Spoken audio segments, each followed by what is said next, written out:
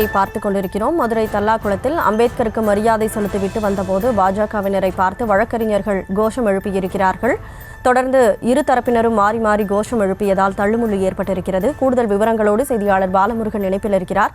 பாலமுருகன், என்ன நடந்தது? முழு விவரங்களை பதிவு செய்யலாம்.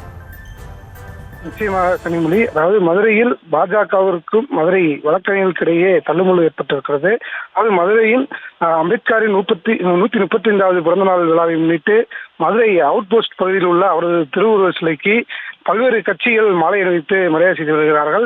இந்த நிலையில் மதுரை வழக்கறிஞர்கள் மாலை அணிவித்து மதுரை வழக்கறிஞர்கள் சங்கம் மற்றும் பாஜகவினர் மாலை அணிவிக்க வந்தார்கள்.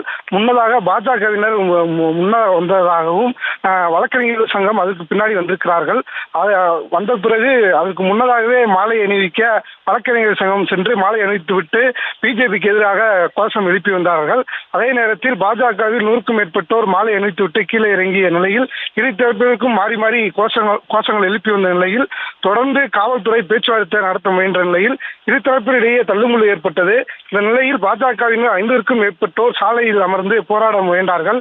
காவல்துறையினர் பேச்சுவார்த்தை நடத்தி கலைத்து விட்டார்கள். இதனையடுத்து பாஜகவினருக்கு ஆதரவாக செயல்பட்டதாக கூறி தல்லாகுளம் காவல் உதவி ஆணையர் ராஜேஷை பணியிட நீக்கம் செய்ய வேண்டும் என மதுரை மாவட்ட வழக்கறிஞர் சங்கம் மற்றும் தமிழ் குடிகள் கட்சியினர் கோஷமிட்டதால் அப்பகுதியில் பரபரப்பு ஏற்பட்டு வருகிறது.